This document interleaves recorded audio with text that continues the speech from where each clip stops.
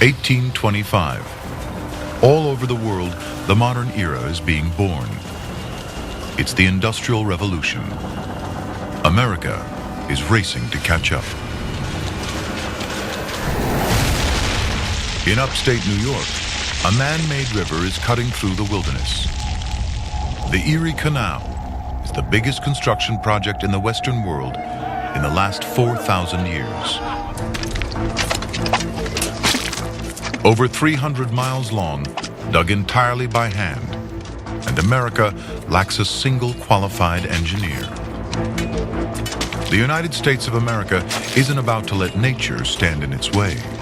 I think of the spirit of America being imagination combined with tenacity.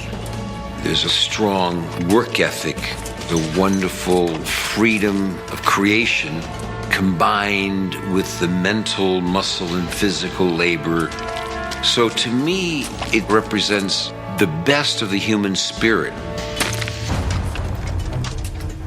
But the land doesn't always cooperate. A wall of solid limestone, 60 feet high.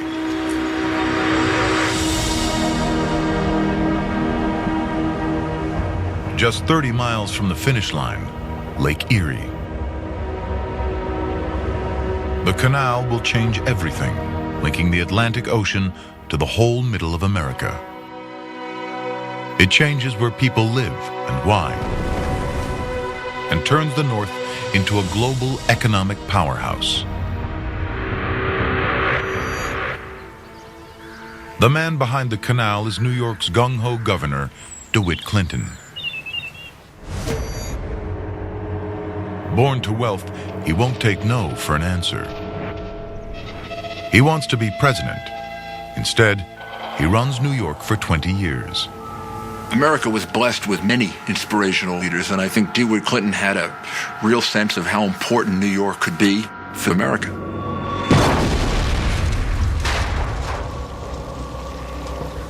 Clinton's vision: to make New York rich. Politically, the canal is a huge gamble. It's savaged in the press as dangerous and too expensive. They call it Clinton's Big Ditch, but it will change New York forever. It is a work more stupendous, more magnificent, and more beneficial than has hitherto been achieved by the human race. Entrepreneurship is about doing things where you don't know what it's going to look like, you don't know what it's going to be made of, you just have this instinct that you can do it and it'll work. Those guys had visions and did it. 50,000 men, 11 million cubic yards of rock, enough to fill the Rose Bowl 26,000 times.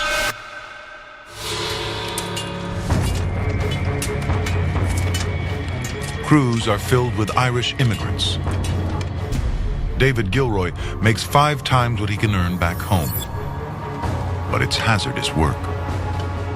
They're literally moving mountains, and there's only one way through: gunpowder, a highly combustible mix of nitrate, charcoal, and sulfur. The wrong proportions can be lethal.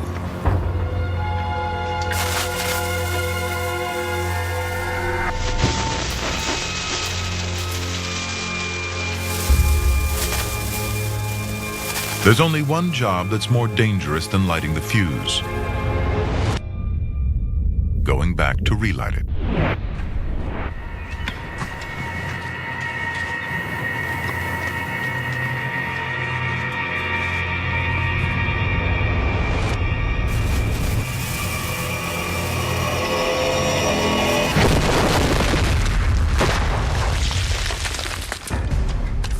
To cope, workers drink. Whiskey calms the nerves and clouds the brain. An English tourist can't believe they're mixing alcohol and explosives. The Irish labourers grew so reckless of life that at the signal for blasting, they were just told their shovels over their heads.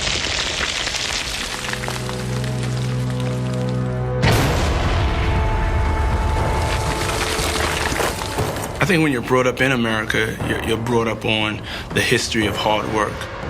There's so many immigrants that have died to build this country. That's in our bloodstream, that's in our DNA as Americans. We don't want their lives to go in vain. Because of that, we usually work harder than anybody else. 8 years of digging, nearly 1,000 lives lost, $7 million, more than $100 million today.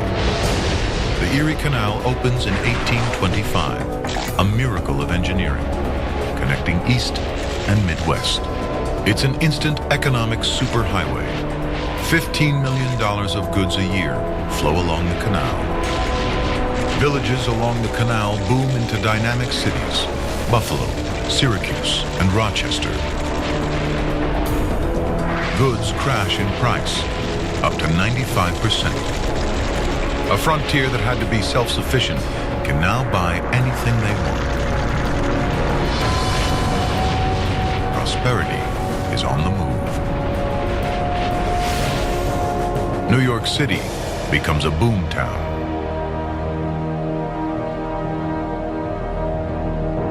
Wall Street takes off as a global financial center. The city quadruples in size and surpasses New Orleans as the nation's #1 port.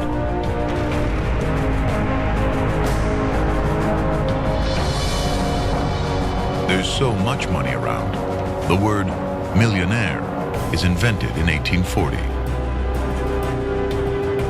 The Erie Canal still shapes New York today. 80% of the upstate population still lives within 25 miles of it.